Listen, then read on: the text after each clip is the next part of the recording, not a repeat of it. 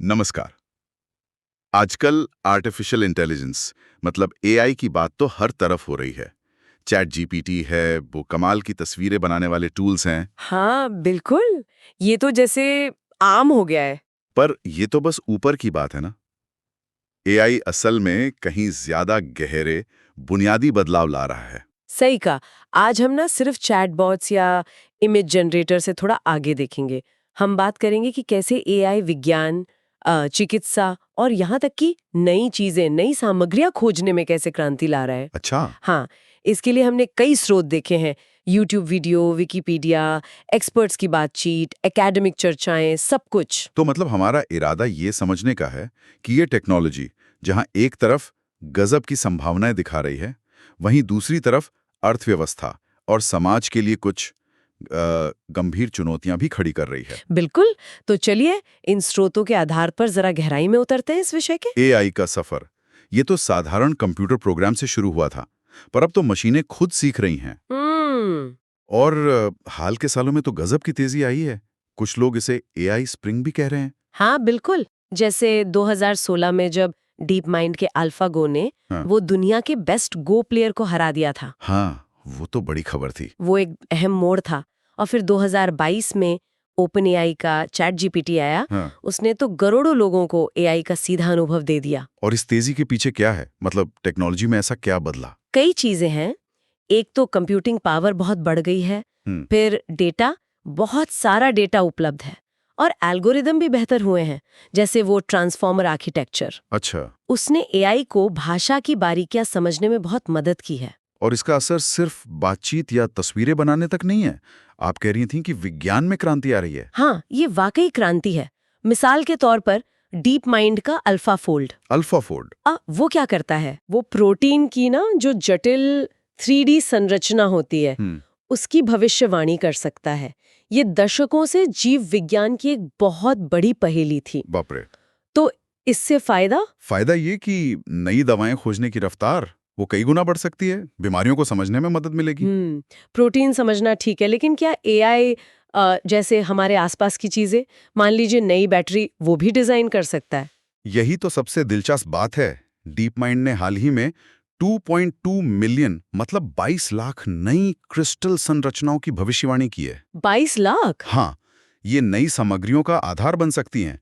और उधर माइक्रोसॉफ्ट का मैटरजन प्रोजेक्ट है, वो एआई का इस्तेमाल करके ऐसी बैटरी बनाने की कोशिश कर रहा है जिसमें कम लिथियम लगे। अरे वाह, ये तो कमाल है। मतलब सिर्फ खोजना नहीं, बनाना, डिजाइन करना। बिल्कुल। ये विज्ञान करने के तरीके को ही बदल रहा है, एकदम जड़ से। और भाषा और मल्टीमीडिया में भी जबरदस्त काम हो रहा है ना। हाँ, निश्चित रूप से। GPT-4 जैसे मॉडल तो हैं ही, और डाली, मिड जर्नी, सोरा, ये सब टेक्स्ट से कमाल की तस्वीरें और अब तो वीडियो भी बना रहे हैं। हाँ, वो वीडियो वाले तो बहुत चर्चा में हैं। और चिकित्सा में भी देखिए, न्यूमेडी जैसी कंपनियां हैं जो सिस्टिक फाइब्रोसिस जैसी बीमारियों के इलाज के लिए एआई यूज कर रही हैं। कैंसर का जल्दी पता लगाने में भी मदद मिल रही है। जैसा कि एरिक श्मिट ने भी कहा था, एआई अब सिर्फ जानकारी समझने या बनाने तक सीमित नहीं रहा, वो योजना बनाने, रणनीति बनाने की तरफ बढ़ रहा है। बिल्कुल। लेकिन इस तरक्की के साथ कुछ मुश्किल सवाल भी हैं। अर्थव्यवस्था वाला पहलू वो थोड़ा चिंताजनक लगता है। हाँ, यहीं पर वो एआई आर्थिक विरोधाभास वाली बात आती है। विरोधाभास? कैसा विरोधाभास? देखिए, एआई उत्पादकता तो बढ़ा सकता है, काम तेजी से हो सकता है, लेकिन अगर वो बड़े पैमाने पर इंसानों की नौकरियां ले लेता है, हाँ, तो लोगों के पास खरीदने के लिए पैसे कम होंगे, मांग घटेगी और आर्थिक विकास रुक सकता है। ये तो है। गोल्डमैन सैक्स का अनुमान था 300 मिलियन नौकरियां। हाँ, दुनिया भर में। और रेज्यूमे बिल्डर का एक सर्वे भी था, जिसमें कंपनियों ने माना कि एआई अपनाने के बाद उन्होंने कर्मचारी निकाले हैं। लेकिन विश्व आर्थिक मंच जैसे कुछ संगठन ये भी तो कहते हैं कि नई नौकरियां बनेंगी। हाँ, वो कहते हैं, और बनेंगी भी, नई तरह की नौकरियां आएंगी। पर बात यह है कि ये बदलाव आसान नहीं होगा। जिन लोगों की नौकरियां जाएंगी, क्या उनके पास नई नौकरियों के लिए जरूरी स्किल्स होंगे? ये बड़ा सवाल है। और ये असर हर जगह एक जैसा नहीं होगा। सही बात है। मतलब एक बड़ी सामाजिक और आर्थिक चुनौती है ये। और नौकरियों के अलावा ऊर्जा की खपत, ये भी एक बड़ा मुद्दा सुना है। हाँ, बहुत बड़ा।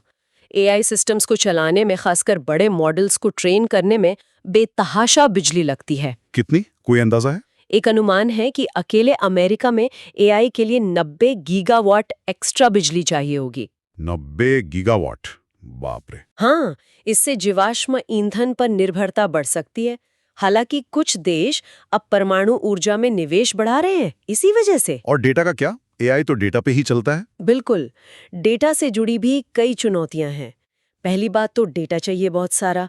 फिर वो डेटा कहाँ से आ रहा है? क्या उसमें कोई बायस, कोई पूर्वाग्रह तो नहीं है? लोगों की प्राइवेसी, उनकी निजता का सवाल है। अगर डेटा ही बायस वाला होगा तो एआई भी तो वैसे ही नतीजे देगा, है ना? और मौजूदा असमानताओं को और बढ़ा सकता है। सही कहा। इसके अलावा और भी मुद्दे हैं, जैसे कुछ बड़ी टेक कंपनियों का दबदबा, इंटेलेक्चुअल प्रॉपर्टी के झगड़े, डीप फेक और गलत सूचना का खतरा। हाँ, वो डीप फेक वाली चिंता तो आजकल बहुत है। बिल्कुल। फिर सुरक्षा के जोखिम है, बायोसिक्योरिटी, साइबर हमले, ऑटोमेटिक हथियार और देशों के बीच एआई को लेकर होड़।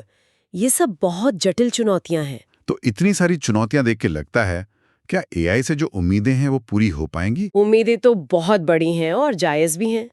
एआई में वाकई क्षमता है बीमारियों का इलाज ढूंढने की, हर बच्चे को उसकी जरूरत के हिसाब से शिक्षा देने की, क्लाइमेट चेंज से लड़ने में मदद करने की, वैज्ञानिक खोजों को तेज करने की। तो फिर रास्ता क्या है? रास्ता ये है कि हमें बहुत सोच समझकर आगे बढ़ना होगा। विश्वविद्यालयों, सरकारों और समाज सबको मिलकर ये तय करना होगा कि एआई का विकास सबके हित में हो, नैतिक मूल्यों का ध्यान रखा जाए। यानी टेक्नोलॉजी अपने आप में अच्छी या बुरी नहीं है, ये हम पर निर्भर करता है कि हम उसका इस्तेमाल कैसे करते हैं। एकदम सही। सवाल ये नहीं है कि एआई क्या कर सकता है, सवाल ये है कि हम उसे समाज में कैसे शामिल करते हैं। ये हमारी सबकी जिम्मेदारी है कि ये ताकतवर टूल कुछ लोगों के फायदे के लिए नहीं, बल्कि पूरी मानवता की भलाई के लिए काम करे। और शायद हमें ये सोचना होगा कि हम कैसे ये पक्का करें कि तकनीकी तरक्की और समाज की खुशहाली साथ साथ चलें। ऐसा ना हो कि एआई फायदे तो लाए पर समाज में बंटवारा और बढ़ा दें। इस पर सोचना जरूरी है।